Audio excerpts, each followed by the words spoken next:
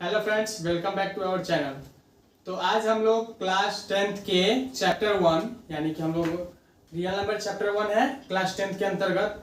तो इसका objective question देखेंगे कि कैसे आपको ऑब्जेक्टिव क्वेश्चन एग्जाम में आएंगे। यहाँ का जो ऑब्जेक्टिव क्वेश्चन का जो ट्रिक बताऊंगा बनाने का, वो डायरेक्ट आपको एग्जाम में मदद करेंगे।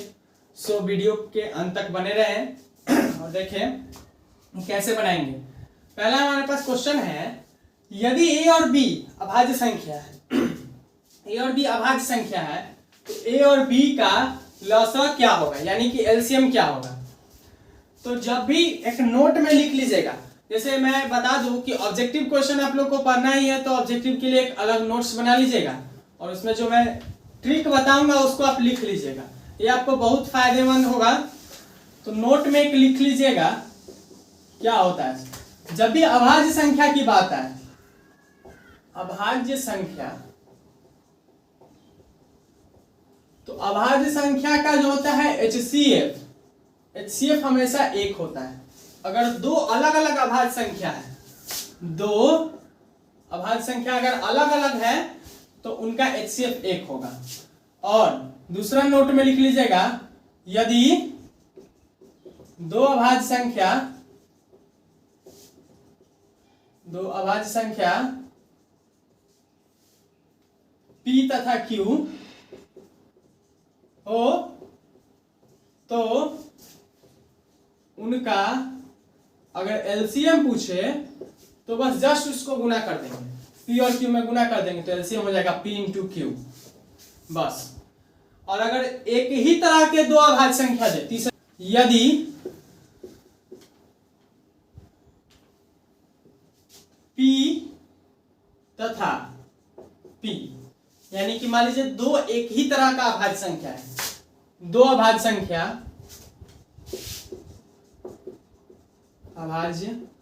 संख्या हो तो अगर दोनों अभाज्य संख्या एक ही जैसा हो, मान लीजिए कि यहां दो यहां भी दो, तो दोनों जब एक ही अभाज्य संख्या हो तो उनका जो हमारे पास HCF होगा, HCF जो होगा वही संख्या हो जाएगा। P है तो P होगा, 2 है तो 2 होगा, 3 है तो 3 होगा। तो जब एक ही तरह का दोनों अभाज्य संख्या हो सेम तो उसका जो है HCF भी वही हो जाएगा। और एलसीएम तो पता है कि जब भी दो अभाज्य संख्या है उसका एलसीएम बस गुना कर देंगे। अभाज्य संख्या का एलसीएम हमेशा बस दोनों को गुना कर देंगे, वही हो जाएगा।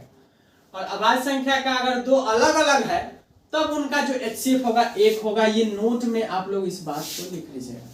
अब देखिए क्वेश्चन हमारे पास है, यदि ए और बी अभाज्य संख्या है तो ए और बी का जो है लसाअ क्या होगा, एलसीएम पूछ रहा है। तो अभी पता है कि जब दो अभाज्य संख्या अलग अलग हो और एलसीएम पूछे तो जस्ट उसको गुना कर देंगे। ये बस आपको ये नोट 3 ध्यान में रखिएगा, आपको इस प्रकार से क्वेश्चन आराम से बन जाएगा। तो गुना कर देंगे तो ए और बी में गुना कर देंगे तो ए बी हो जाएगा, ए बी हमारे पास ऑप्शन नंबर सी हो जाएगा, राइट। नेक्स्ट क्वेश्चन है, निम्नलिखित में से कौन अभाज्य संख्या है। अभाज्य संख्या आपको पता होगा वैसी संख्या जो एक से तथा स्वयं से कटे, अन्य किसी संख्या से नहीं कटे। तो ये किसी से नहीं कटना चाहिए और स्वयं से तो हर एक संख्या कटती है और एक से भी कटती है। तो ये सिंपली समझिए कि अभाज्य संख्या किसी से नहीं कटता है। 15 3 से कट जाएगा तो ये तो हमारे पास गलत हो गया, इसको हटा देंगे। 23 जो है, 23 संख्या किसी से नहीं कटने वाला है। 12 हमारे पास 2 से कट जाएगा, 75 भी हमारे पास 5 से कट जाएगा, 3 से भी कट जाएगा। लेकिन 23 जो है किसी संख्या से नहीं कटेगा तो ये हमारे पास अभाज्य संख्या हो जाएगा। बस यही देखना है कि अभाज्य संख्या जब भी आए तो किसी से नहीं कटना चाहिए, ऐसा होना चाहिए। निम्नलिखित में से कौन परिमेय है। परिमेय कौन है इसमें से, ये 4 ऑप्शन दिया है, इसमें परिमेय कौन है। तो देखिए परिमेय और अपरिमेय में मैं बताया हूं कि जिसका दशमलव प्रसार अगर शांत या आवर्ती हो तो वो परिमेय होगा, और अशांत या अनावर्ती जिसका हो यानी कि अनिश्चित रूप से बढ़े तो वो होगा अपरिमेय। या रूट के अंदर जिसका मान हो और उससे बाहर नहीं निकले तो वो भी अपरिमेय होगा, और रूट से जो बाहर आ जाए वो परिमेय होगा। तो देखिए यहाँ पर 2 हमारे पास तो ऐसे ही सिंपली संख्या है, नेचुरल नंबर है। लेकिन √3 जो है इसका अगर हम दशमलव में भी मान निकालते हैं तो दशमलव में चला जाएगा, 1.732 आ जाएगा। तो दशमलव में आ जाएगा और ये जाते जाएगा, पूरा कटेगा नहीं। तो ये हमारे पास अनावर्ती हो गया, ये बढ़ते जाएगा, तो ये हमारे पास अशांत आवर्ती हो जाएगा, यानी कि ये अपरिमेय संख्या है। दूसरी बात √5, इसका भी मान दशमलव में जाते जाएगा, ये पूरा कटेगा ही नहीं कभी, तो ये भी हमारे पास अपरिमेय संख्या हो जाएगा। ये रूट में और ऐसे भी देख सकते हैं कि रूट के अंदर अभाज्य संख्या है, रूट के अंदर अभाज्य संख्या है, तो जब भी रूट के अंदर अभाज्य संख्या हो कभी निकलेगा नहीं बाहर, तो ये हमारे पास ऐसा भी अपरिमेय संख्या हो जाएगा। आगे की बात है √3, 2 इधर गुना में है और √3/√3 है, ये तो कट जाएगा, तो कैंसिल, तो सीधे सिंपली 2 बच जाएगा, तो ये तो हमारे पास परिमेय संख्या है, इसके बटा में 1 है, तो ये परिमेय संख्या है। लेकिन √6 में देखिए, अगर इसको रूट से हम बाहर भी निकालते हैं तो इसका मान जो है पूरा नहीं आएगा, दशमलव में ही आएगा। आप निकाल के देख सकते हैं 6, और इसका ऐसे करके दीर्घ विभाजन विधि से भी आप निकाल सकते हैं, नहीं तो सिंपली ऐसे भी निकाल सकते हैं, 6 से 2 से 3, 3 से 1, 2 3 जोड़ा लगा ही नहीं, तो जोड़ा नहीं लगा तो ये तो हमारे पास बाहर आएगा ही नहीं, रूट के अंदर ही 2 × 3 हो जाएगा, रूट से बाहर इसका आएगा नहीं, और आएगा भी तो √3, यहाँ पर 3 जो है अभाज्य संख्या हो गया रूट के अंदर, तो ये हमारे पास अपरिमेय संख्या हो जाएगी। तो इस प्रकार करेक्ट आंसर हमारे पास सी हो जाएगा।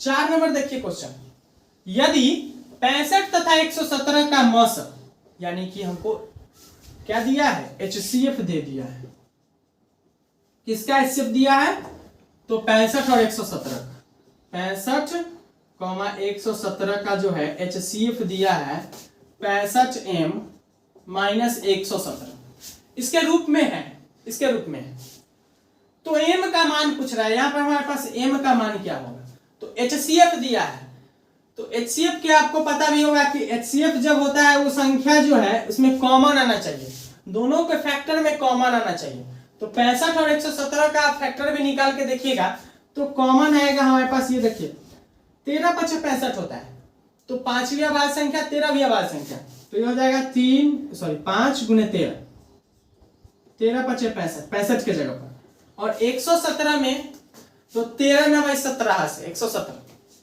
तो 3 × 3 × 13, 3 × 9 और 13 × 9 17 से 117, तो इस दोनों में जो है कॉमन हमारे पास 13 है, तो 13 आना चाहिए, यानी कि इसको हमको जोड़ के घटा के इसको सॉल्व करके क्या लाना है, 13 लाना है, तो ऑप्शन रख के देखेंगे इसमें कि 13 कैसे आएगा।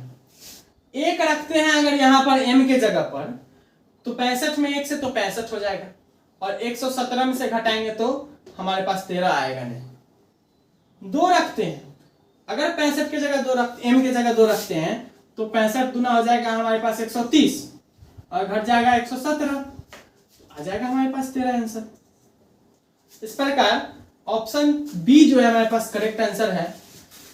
उसके बाद 3 में देखते हैं, अगर 3 रखेंगे तो इससे ज्यादा आ जाएगा, 4 रखेंगे तो और ज्यादा आ जाएगा, तो इस प्रकार हमारे पास ऑप्शन नंबर बी हो जाएगा करेक्ट। हमारे पास 2, 5, 10 के लॉस यानी कि LCM और मॉस HCF का अनुपात पूछ रहा है, यानी कि LCM पहले और HCF बाद में, LCM बटा HCF पूछ रहा है, तो 2, 5 और 10 का पूछ रहा है कि LCM और HCF क्या होगा।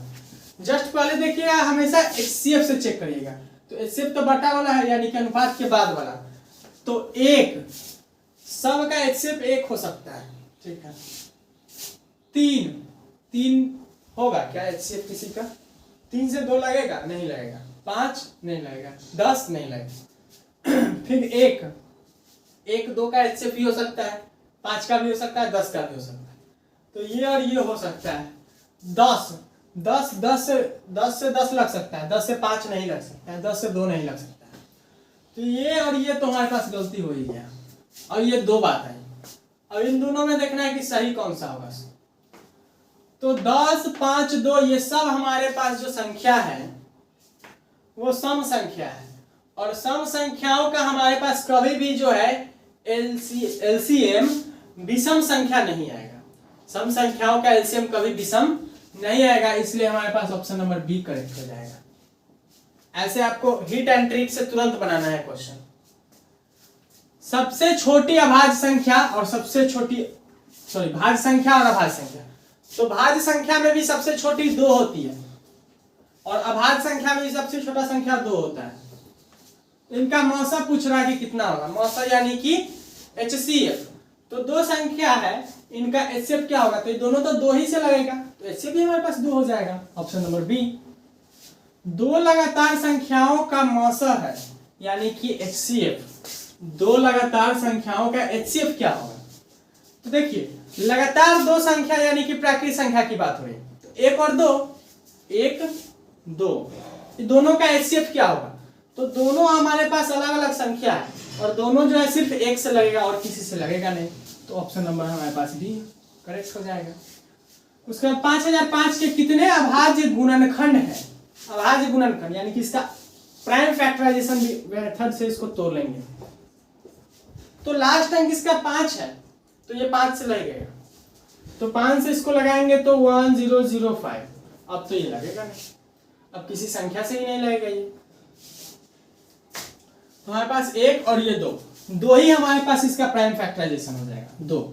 2 ही इसके पास हमारे पास अभाज्य गुणनखंड होगा। कितने 2 अंकों की संख्या 3 से विभाज्य है, 2 अंकों की संख्या कितनी है जो 3 से विभाज्य है, 25 30 32 36। तो 2 अंकों की संख्या पूरी जो होती है हमारे पास 2 अंकों की संख्या हमारे पास पूरे के पूरे 90 होंगे। 9 के बाद से शुरू होगा 10 से और 99 तक, तो हमारे पास 90 संख्याएं होंगी और 3 से इसको डिवाइड कर देंगे, तो 3 से भाग लगेंगे तो 30। ऑप्शन हमारे पास कौन सा है, बी करेक्ट हो जाएगा। 2 संख्याओं का गुणनफल 8670 है और उनका मौसा जो है 17 है, यानी कि 2 संख्या का गुणनफल a गुने b बराबर है 8670। मौसा HCF 17 दिया है तो उनका एलसीएम क्या होगा, तो एक संख्या दिया हुआ है तो a गुने b बराबर एलसीएम गुने HCF होता है, तो HCF दिया है एलसीएम नहीं दिया है, तो एलसीएम से हम भाग HCF से इसको भाग लगा देंगे, 17 से इसको भाग लगा देंगे, तो 17 × 5 = 85 बजाएगा 1 17, 17 कम 17 0 7 5 10 आंसर। ऑप्शन नंबर डी हो जाएगा करेक्ट। तो आज के लिए इतना ही, फिर नेक्स्ट वीडियो में आपको आगे के ऑब्जेक्टिव बता दूंगा। इस प्रकार आप ऑब्जेक्टिव का एक अलग नोट्स बना के रेडी कर लीजिएगा, जिससे आपको हमेशा दिक्कत नहीं हो ऑब्जेक्टिव बनाने में।